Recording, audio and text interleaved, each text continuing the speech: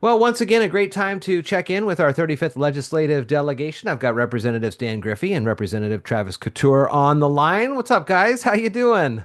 Well, we're kind of awake. Sure, these are long nights as we move towards the end of the session here, and a lot has been going on in Olympia, it seems, when it comes to things that I notice you guys talk a lot about. Of course, it's ways to protect the citizens of the 35th district, not only in safety and public safety, but also protecting their pocketbooks. What are some of the things that you are seeing as we move towards kind of the end of this session here when it comes to potential different taxes that are on the table? We heard from the governor a couple weeks back. He says, I don't want to see these proposals put forth by even by my own party. There's a little too much on the taxes side and things like that. Where are we at now? What are you hearing? Well, Yeah, go ahead. yeah, just well, early this morning, I guess I almost said last night, but after midnight, Uh-huh. you know, Democrats just passed off the floor some of the largest tax increases in state history, Yeah. including $5 billion worth of B&O tax rates. Some of them are an additional surcharge on the largest employers in our state, which I'm very concerned will result in capital flight and loss of jobs. But it's not just the large employers, it's B&O tax rate increases for almost across the board. There's a few, they picked a few winners and losers, and exempted a few areas, but um, at the end of the day, our grocery prices are going to go up as a result of it. We're not going to fix our housing supply or our housing crisis because the cost to construct a home is going to go up, and our hospitals and care facilities are not going to be exempt either. And Washington hospitals are already over $2 billion in the hole with slim margins as it is. And so it's a very concerning time. The argument seemed to be that all these entities and businesses needed to pay their fair share, but as a small business owner myself, I could just tell you that I pay well more than I feel like I should. And honestly, sometimes I feel like I work for the state of Washington instead of for myself. But at the end of the day, this is going to be very harmful. One of the things that was passed, so there's a good and a bad. The property tax increase that would go from the cap from 1 to 3%, we Yeah. defeated that. Yeah. Okay. Yeah, I So remember you guys talking about that. so we defeated that, but there's a sneaky backdoor property tax left inside that bill called local effort assistance. That's basically your school enrichment levies, basically a 50% increase to the amount that schools can essentially tax you. However, many of the schools in our community won't be able to get that levy capacity. And so the local effort assistance is state match dollars to make sure there's equalization amongst levies across the state. That actually went down. So what we saw last night was basically going backwards from McCleary. It'll hurdle us towards McCleary 2.0, and we will pay more and get absolutely nothing in return. Our schools like Merriam Knight, with the loss of ALE, alternative learning, and local effort assistance,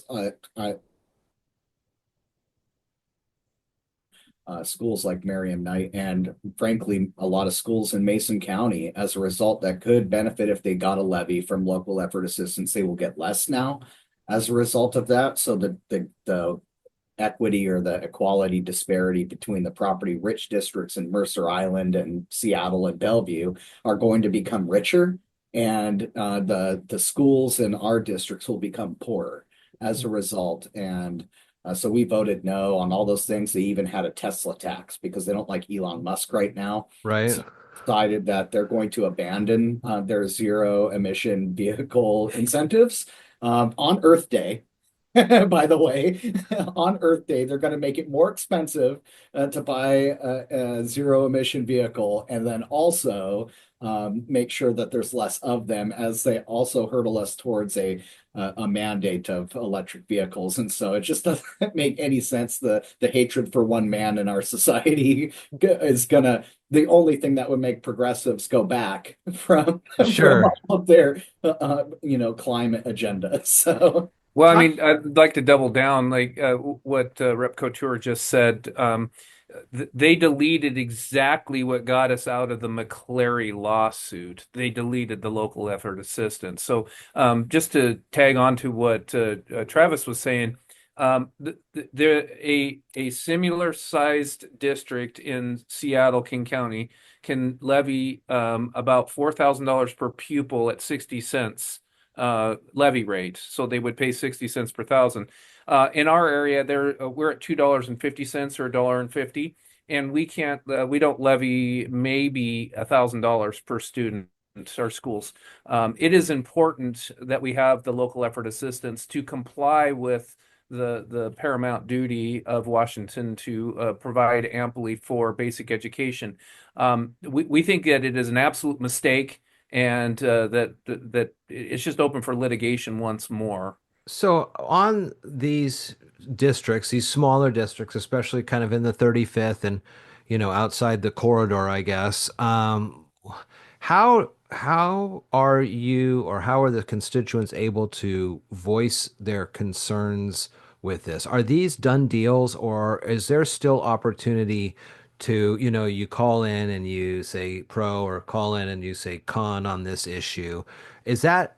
Are we still within that happening in the session, or is this now you guys are on the floor huddled around making these pitches and saying, listen, think about every other district? Because I hear Well, you say the Mercers and well, the Medinas and things like that, and that's a small percentage of the overall school districts oh in yeah, the about state. 85 of the 295 are the ones that benefit the most, right? Yeah. So I think the important thing to understand is we worked really hard to amend these bills because now it's got another step.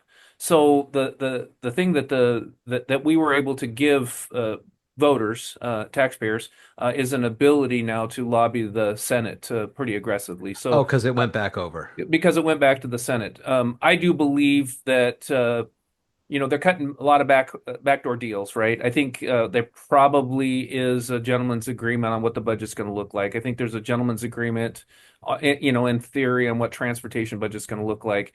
But there's time. I think from the defense we mounted on the floor, they're pretty committed to the eliminating local effort assistance, and give the local jurisdictions the ability to raise their taxes at a higher rate.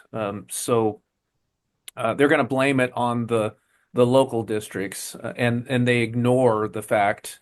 And sometimes it's they ignore it, and sometimes it's just that they don't live there. They don't understand what we go through, what property poor means to us, Yeah. right? Our values are just a heck of a lot less per lot than they are in Seattle, King County.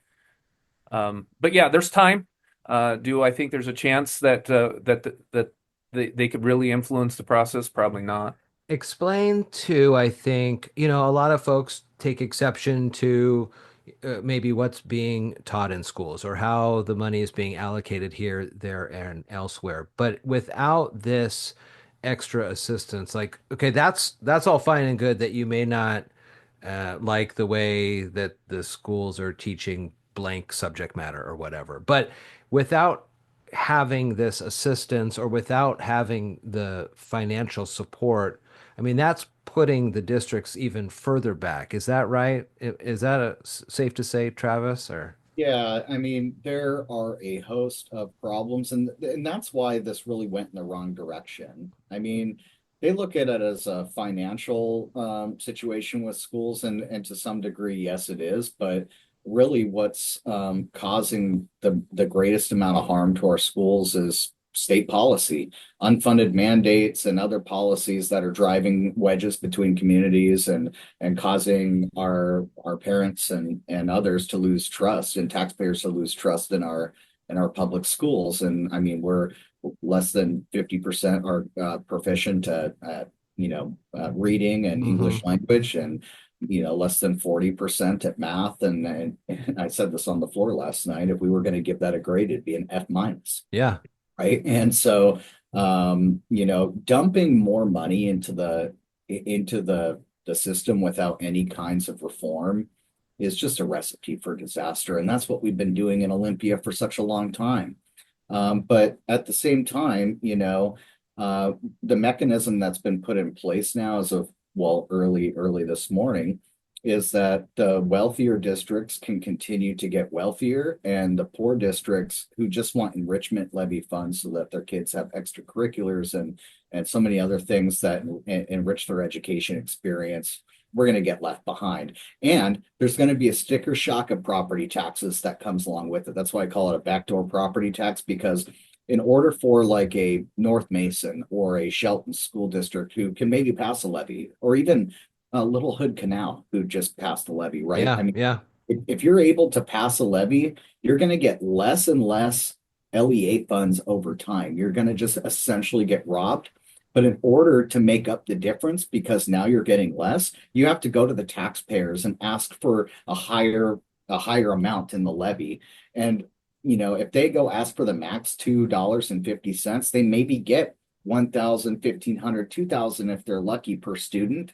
But if you raise just 65 cents tax limit in Mercer Island, for example, or Seattle, you're going to get $3,500, $4,000 per student for just barely nothing in your taxable limit. And that's exactly what McCleary tried to solve. And now we've unraveled it, and we'll launch ourselves towards a second lawsuit, and we'll have to pay for that as well. And Yeah. it's just a terrible thing. But you can, on one side, say a lot of people disagree with what's going on in schools today. But that also not to cut off your nose to spite your face and rob kids from the opportunities that, hey, we feel that just because we're in a property poor rural district, that we also deserve those opportunities for our kids to go to band and football and all the different extracurricular and enrichment activities that make them better students. And one could argue that we've been left behind for so long. If you can't get a levy at all, you don't even get access to LEA. Right. And so our communities have been left behind. And that's one of the reasons I think me and Dan are here, because we promised our constituents we would defend and protect rural communities, and be a voice for them inside this legislature. And yesterday, last night, was just one more blow, one death of 1,000 cuts more. I, s- yeah. It really turns equity into a math problem and solves it for the rich. I And that think I read that North Mason is looking to come back to the voters again here. So if this does all go through, the likelihood that the North Mason voters would see the efforts of this change, I guess, would show up in this next levy ask. Is that right? Or is there Well, a no, I mean build-in they time to they this they or? won't be able to set a different rate. I mean, they've already North Mason's already asking for a modest amount of money, Yeah, right?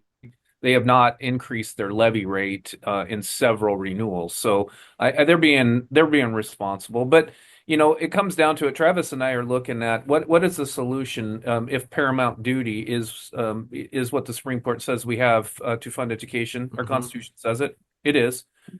We should provide the exact same amount of funding, equalized, if you will, for the areas that they live in. So it's easier to come up with what an equalization rate should look like, and that should be directly funded by the state. So if it costs, we can say maybe it costs 10% more in a Mercer Island. We can certainly come up with a ratio where that works, right? But it should all come from the state of Washington. Right now, they're using what's supposed to be enrichment levies for actual providing of actual basic education, which is going to get us in trouble with the Supreme Court again. sure. And it is our job to stand in front of the train and try to slow it down. And it's pretty tough to do because it's a big train. Well, and let me go back to the North Mason example real quick. So if they just asked for an enrichment levy like they did before, and they did a reasonable amount, that might be okay with some voters, right? Maybe it passes, and let's say it does.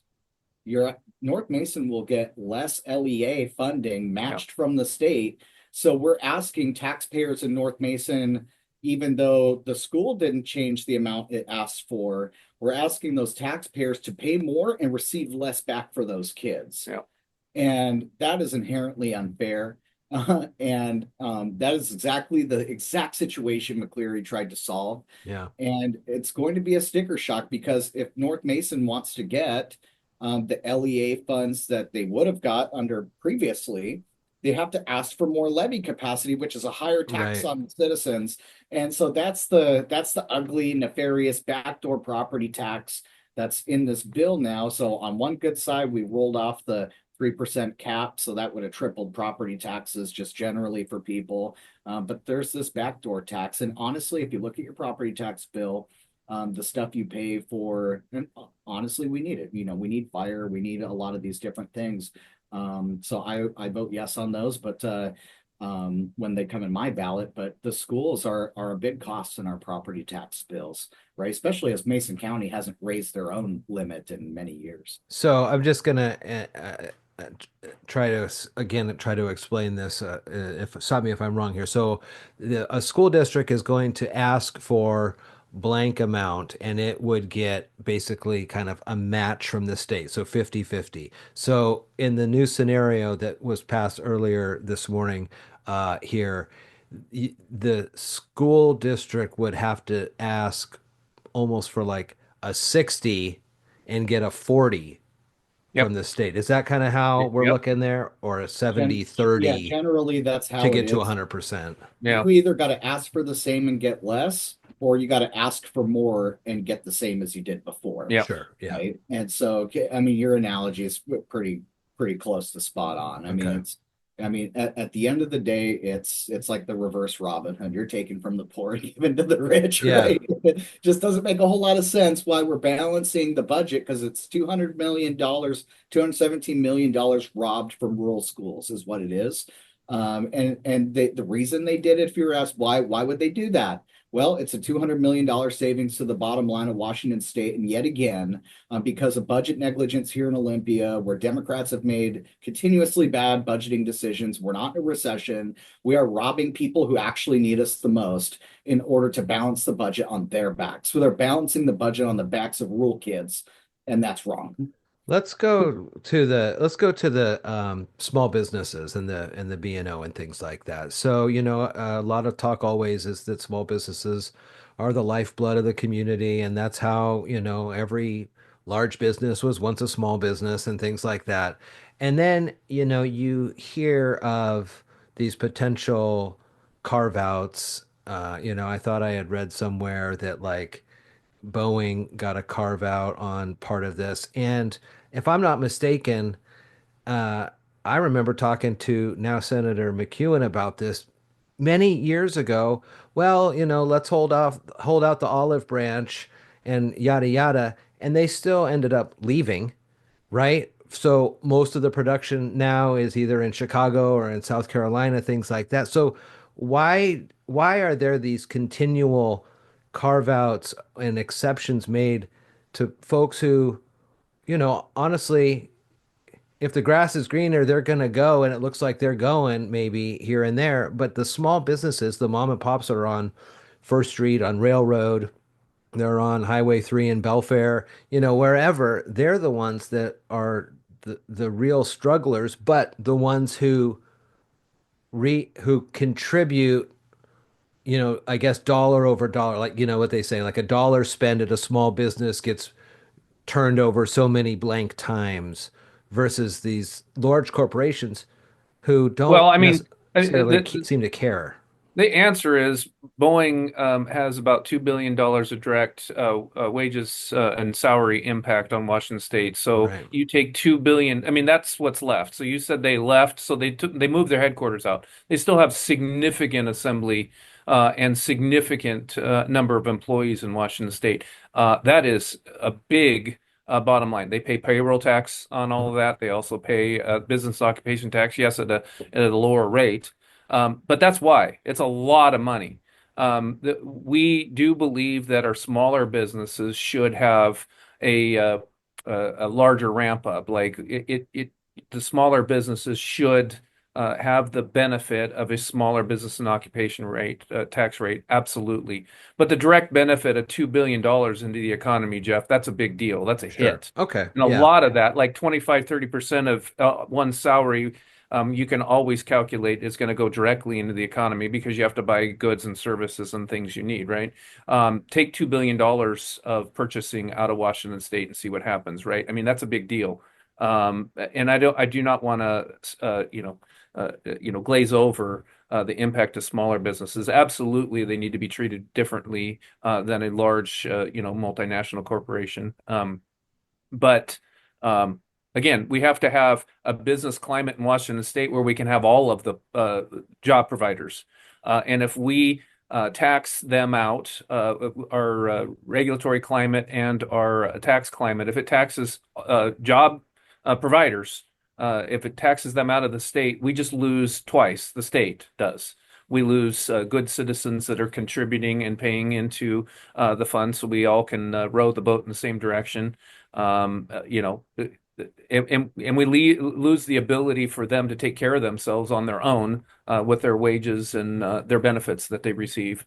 It is a careful balancing act, Jeff, and I think we've hit a kind of a teeter-totter point where we might be, I think we're extracting too much out of the economy right now, too much money out of the economy all at one time.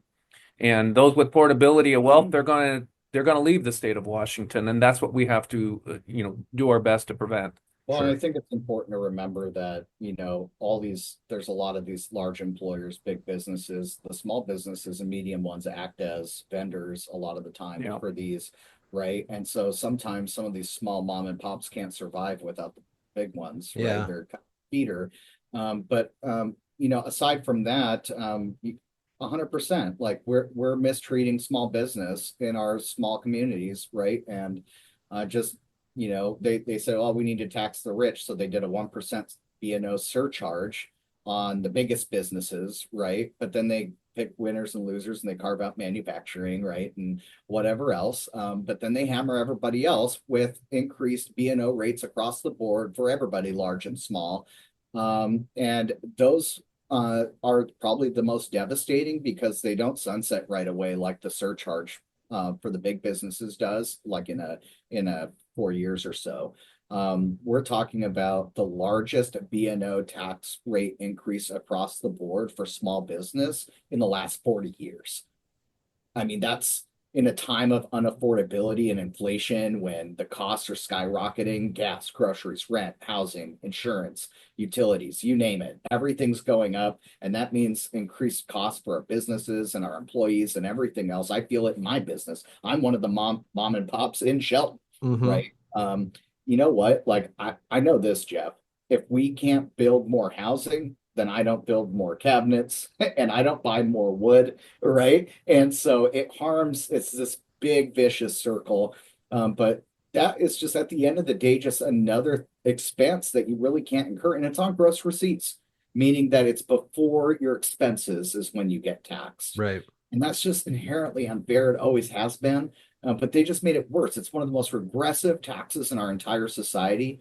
And they hate regressive taxes, but yet they keep raising them. So I don't understand the logic behind any of this. And when you're trying to dig yourself out of a hole, you don't grab another shovel and keep digging, right? And so taxing your small businesses when we're barely surviving in Washington State is the wrong direction to go. But When good news, there's good yes. news. So Okay. the Okay. governor signed Travis and I's bill concept on monitoring sexually violent I saw predators. that. I did see that. I was going to ask you about that. I saw the signing ceremony photo there. And Yeah. again, this is to have GPS ankle monitors, right, on Yeah, it goes offenders. way further than that. It's also survivor notification. So there's a seamless notification and there's concentric rings, 1 mile, 2 mile, 3 mile, 5 mile, right? So the survivor can make up their mind how they take care of themselves.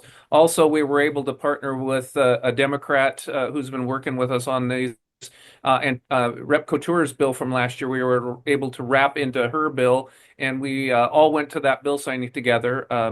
The three of us still contend that how we're dealing with sexually violent predators in Washington State. The whole system is broken.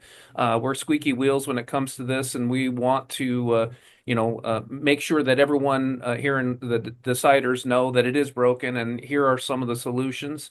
But we're starting to have some success at that. That's good. That is good. One more good thing that happened, and Yeah. a little bit back to the B&O, we were able to exempt the timber manufacturing Yes, we did company, that. so like Okay. Sierra Pacific. So that means Sierra Pacific's taxes aren't going up, and that means we saved some jobs in Shelton. That's great. That's No, great. so that's really good. So we are looking, you guys, me, Senator McEwen, as well as the EDC and the chambers, on having a legislative wrap up on May 14th. Now that's, of course, session dependent, and we're hoping for you guys out of there by then. This is going to be Yeah, at definitely. Public Works, Mason County Public Works, in Shelton. I'll put the links to how you can RSVP with the EDC, but the Shelton Mason County Chamber, the North Mason Chamber, the EDC, and the county are doing the 2025 legislative wrap up, sponsored by our community credit union and Peninsula. Diedrich at Mason Webb will record it. I'll kind of be the moderator, and then Tease is doing the breakfast. So it's going to be a good time in the Yeah. morning. 7:30 is the start time. May 14th. You're going to want to make sure that's on your calendars.